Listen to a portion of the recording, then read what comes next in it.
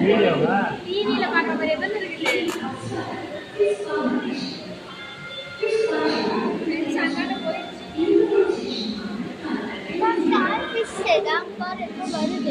இல்லைங்க வீடியோ எடுக்கலாம்.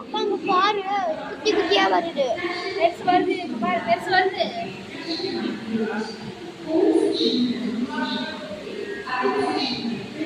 அப்போ இன்னொன்னு பாருப்பா, நம்ம அங்க எகிரி குதிச்சு அடிச்சிச்சுன்னா என்ன பண்ணுவா?